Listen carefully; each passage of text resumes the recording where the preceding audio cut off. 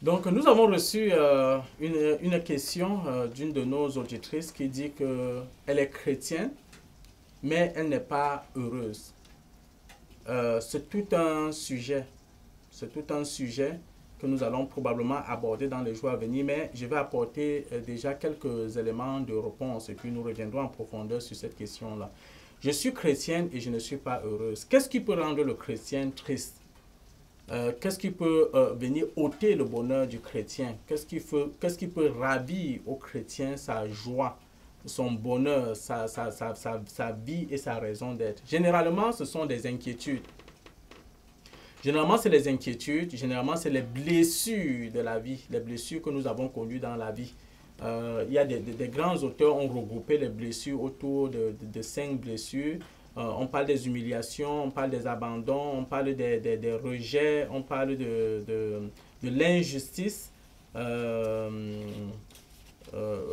voilà un peu les blessures. Et généralement, ça commence même depuis l'enfance et même parfois même depuis la conception dans le ventre. Lorsqu'on a vécu ce genre de choses-là, ben, ça crée de l'amertume, ça crée parfois de la culpabilité, ça crée de la honte, ça crée de la frustration, ça crée beaucoup de choses dans la vie. Donc, et puis, viennent à s'ajouter à ça les inquiétudes de la vie, c'est-à-dire le fait que tu restes et puis tu comprends comme de l'oppression, comme de la pression, l'oppression des pensées qui te demandent si tu penses même que ta vie a un sens, si tu penses que tu es en train de réussir. Tout ça s'enveloppe toujours dans les remords et dans les regrets du présent, du passé et même de l'avenir. Je voudrais dire que c'est vraiment une ruse diabolique, c'est une ruse de l'ennemi.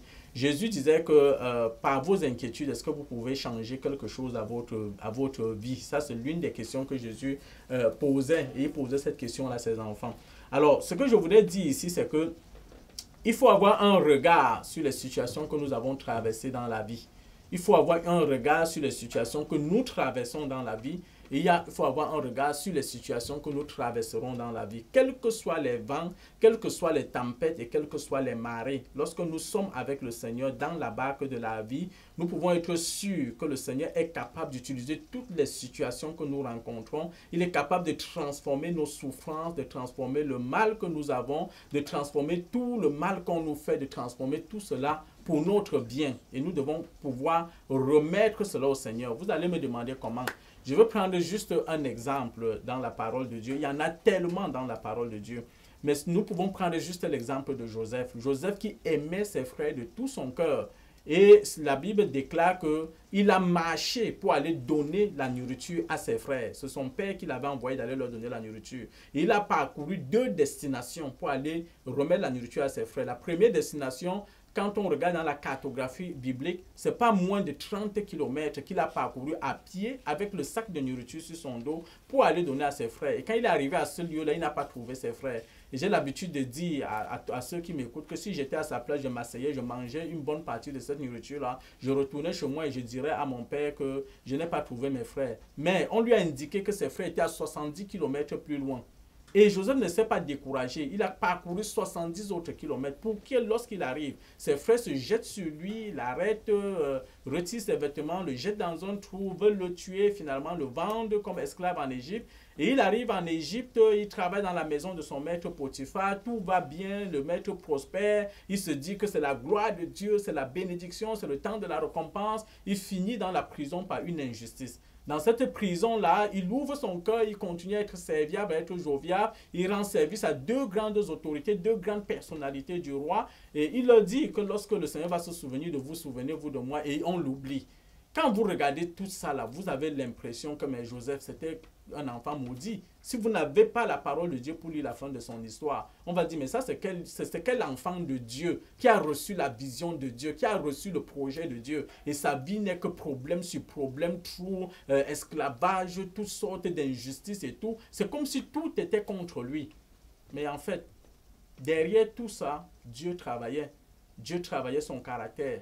Dieu travaillait sa vie. Dieu le perfectionnait. Dieu le préparait. Et il est resté attaché à Dieu en dépit de tout. Et la Bible dit que en un matin, son histoire a complètement changé. Donc, chère madame, je ne sais pas qu'est-ce que tu traverses dans ta vie, mais je vais te dire que c'est l'histoire du peuple de Dieu, c'est l'histoire des enfants de Dieu. Quel que soit ce que tu as vécu dans la vie, remets tout cela entre les mains du Seigneur. Dieu est capable d'utiliser tout cela, de transformer tout cela pour faire jaillir sa gloire en toi. La plupart des enfants de Dieu ont vécu le rejet. Moïse a vécu le rejet, il était dans la gloire, il a été chassé de l'Égypte avec un bâton, s'est retrouvé dans le désert, derrière les bergers, derrière les troupeaux et tout. Mais on le connaît aujourd'hui comme étant le grand dirigeant politique dans l'histoire du peuple de Dieu.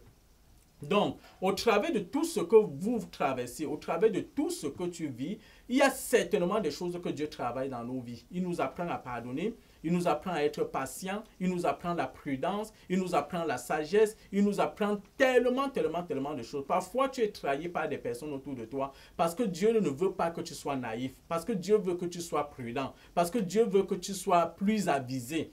Et c'est ce côté-là qu'il faut regarder. Tu peux être chassé de ton travail parce que Dieu veut que tu crées ton entreprise. Si tu te remets au Seigneur, chassé de ton travail, Dieu est capable. Et c'est des témoignages vivants des personnes qui ont été virées de leur job et qui sont devenus aujourd'hui des grands patrons, qui sont devenus aujourd'hui des grands employeurs, des créateurs de richesses. Donc Dieu a toujours une voie pour ses enfants, pour ceux qui se confient en lui. Donc, comme j'ai dit, ce n'est que l'ébauche à la réponse à cette question-là, mais nous allons y revenir en profondeur en touchant les blessures et leurs conséquences, en touchant la souffrance du peuple de Dieu, la souffrance des enfants de Dieu, tout ce qui peut venir enlever le bonheur aux enfants de Dieu. Mais pendant qu'on y parle, l'histoire de Job vient dans ma tête, un enfant de Dieu intègre qui servait le Seigneur fidèlement. Mais qu'est-ce qui lui est arrivé? En un jour, il perd tous ses troupeaux, il perd les chameaux, il perd les brebis, il perd tous ses enfants. Et finalement, même, il perd même la santé. Il n'est au courant de rien de ce qui se passe autour de lui. Il y a des enjeux énormes qui concernent sa foi, qui concernent son intégrité, tout pour le rendre triste et pour le rendre malheureux.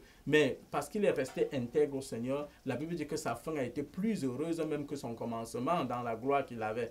Donc, tout ce que je veux te dire, chère madame, c'est que quelles que soient les ténèbres qui peuvent planer sur ta vie, Dieu est toujours là dans son amour. Il est toujours là dans sa fidélité. Il est toujours là dans sa grâce. Ce que nous devons apprendre à faire, c'est de lui remettre nos humiliations, lui remettre nos souffrances, lui remettre nos injustices, lui remettre l'abandon que nous souffrons, lui remettre tout ce qui ronge notre cœur. Et Dieu va nous donner par le Saint-Esprit la paix. Et il va ouvrir nos yeux pour que nous puissions comprendre les bienfaits qui se cachent derrière toute cette souffrance-là. Et ça change le cours de l'histoire de notre vie. Tous les grands serviteurs de Dieu dans la parole de Dieu, je vous le dis, ce sont ceux qui ont traversé des moments comme ce que vous traversez. Même Élie qui a fait descendre le feu, à un moment donné, il a vécu la solitude, il a vécu le désespoir au point de désirer la mort. Mais il était étonné quand Dieu s'est révélé à lui. Et quand Dieu vient, ce n'est pas pour lui dire pourquoi le désespoir. Dieu lui demande même qu'est-ce que tu fais là, qu'est-ce que tu fais sur ce chemin. Et il annonce à Dieu comment il est seul dans la vie, comment il est le seul qui sait Dieu. Et maintenant, il souffre. Dieu lui dit qu'il y a 7000 autres personnes. Donc, c'est juste pour te dire, madame, ce n'est pas pour minimiser du tout ce que vous vivez, vous traversez, au contraire. Mais c'est juste pour vous dire que parfois, l'ennemi nous amène à voir plus grand notre souffrance, à voir ce que nous traversons comme des montagnes.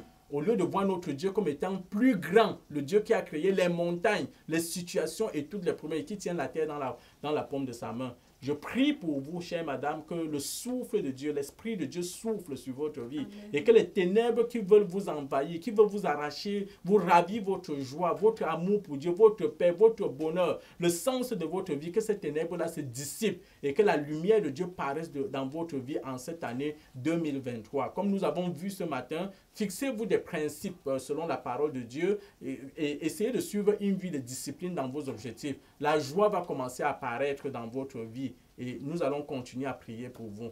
Donc, que le Seigneur vous bénisse et je vous souhaite une très bonne année 2023.